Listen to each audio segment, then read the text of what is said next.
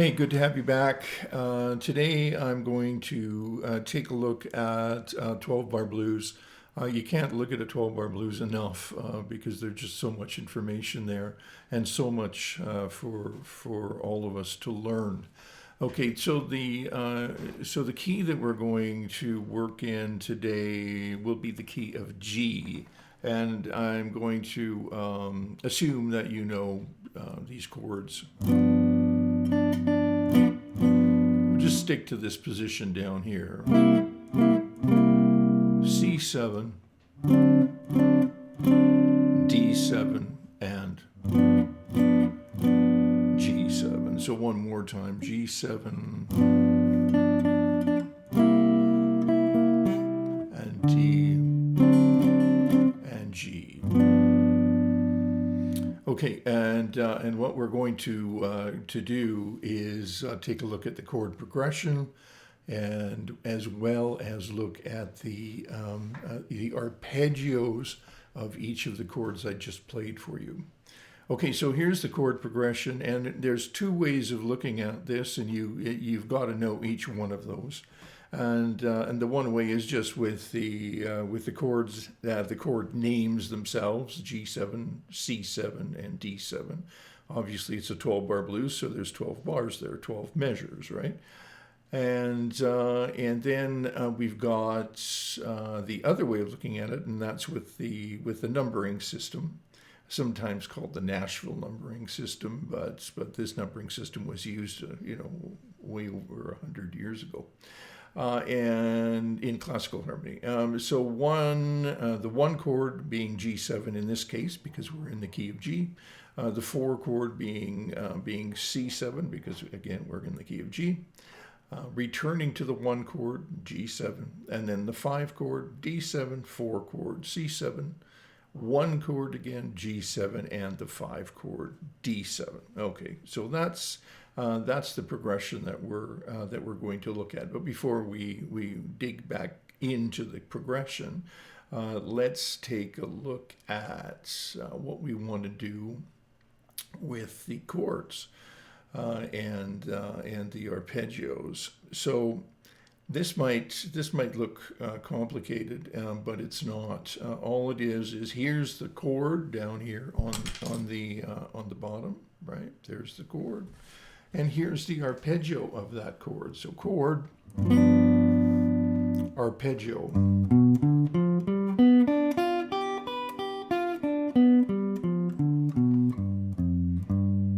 Okay, now I'm not suggesting that a blues requires you to play the entire arpeggio like that, but I am suggesting that all the notes for this G7 arpeggio are right there underneath your fingers, and they're all obviously correct, right? So that's a really good place to start, the right notes. And then C7, and the dark black dot is the root of the chord. And now this is the C7.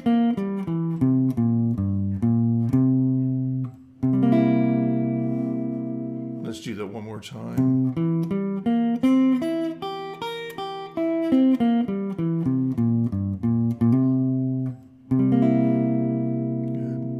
Back to the G7, and right now I'm just starting on the root, right, of the chord each time, and then the D7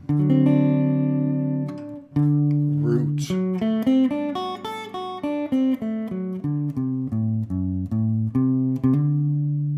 right, D7.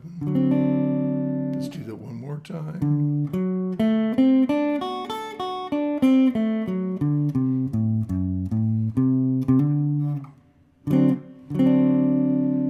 Returning to G7.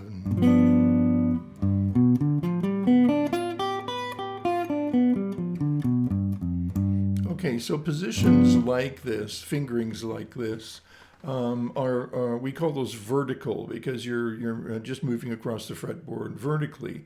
But all of these can be connected horizontally as well. So this is just a great, and when I say connecting them horizontally, you could take the G7 arpeggio, right, and also play it up here in this position,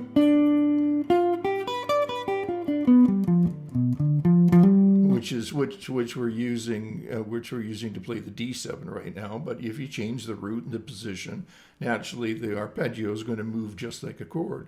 So you can begin to connect, right, connect the whole fretboard in this way. But that's for another time. Okay, good. So arpeggios, vertical arpeggios over some basic rhythm type chord forms. Now, as far as the spelling of the G7 chord is concerned, or each of the 7 chords, it's a triad 1-3-5, a triad 1-3-5. 1-3, do mi so mi do, right? Do mi so, yeah, that's right. That's been a while. Do mi so mi do, right? Okay, and then on top of that you have the flat 7, the lowered 7. There's a triad with the 7. That's all that we have with a dominant 7th chord, right? And so in each case, with the C chord, we have the triad of C, and then the 7th,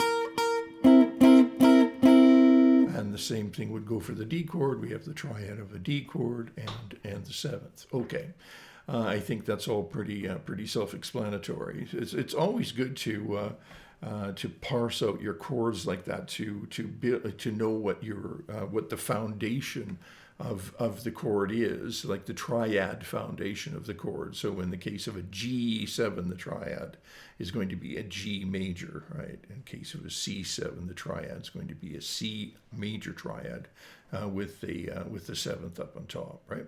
Or, well, the 7th anywhere. 7th can be below the root as well, of course.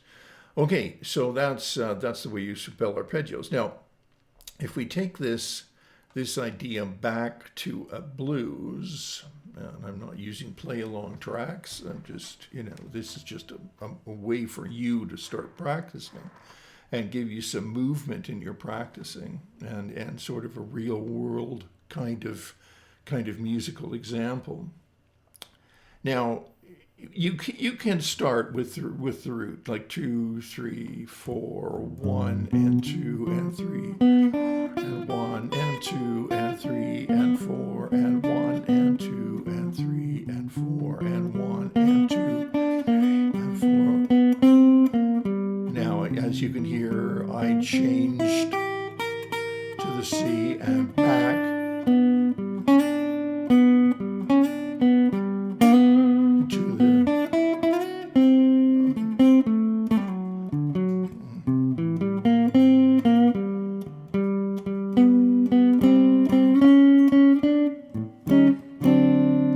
Sort of get the idea. You're hearing the chords, so I'm just going to slow that down. I'm deliberately trying to stick directly to the arpeggios, and with that D7, I just instinctively moved up, which you can do, right? You can use that C7 form to play a D7 by just simply moving it up, as you would a chord, right?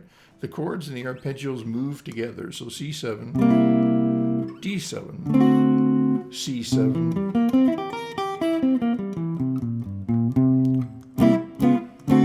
D7,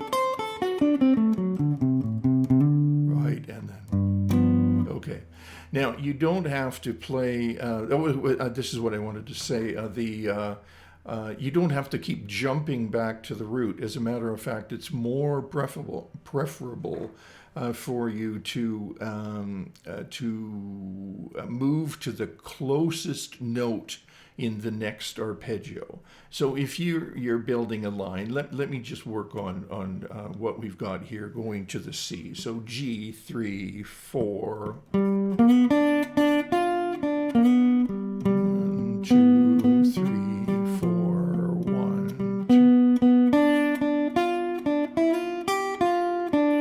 Here we go.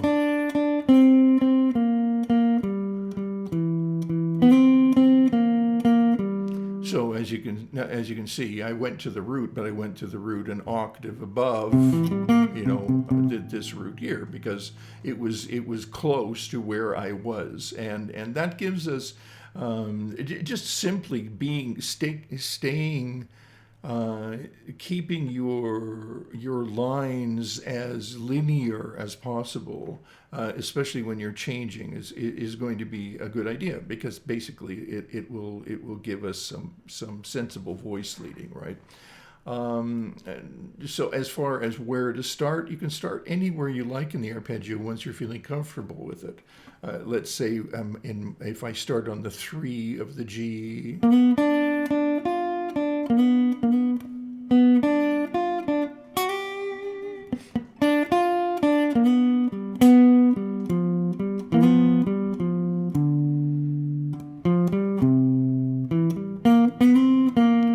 You can hear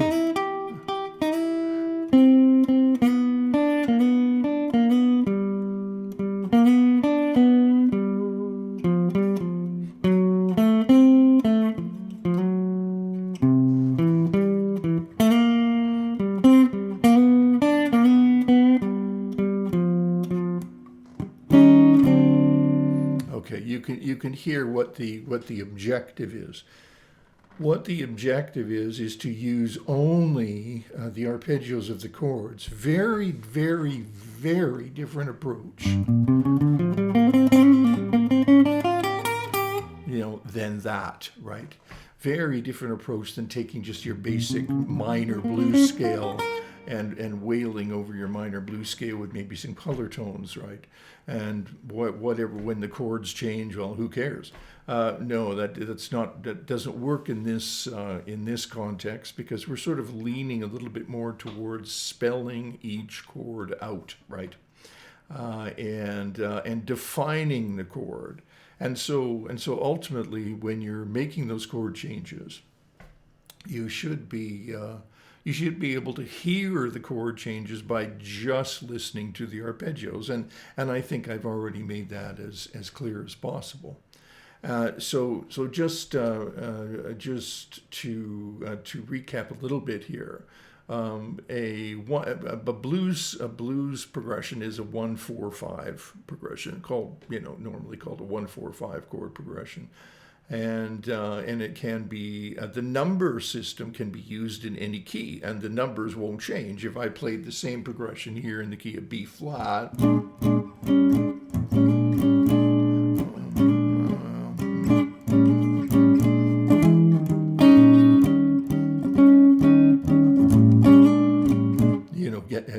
etc. I'm in B flat, same arpeggios, right?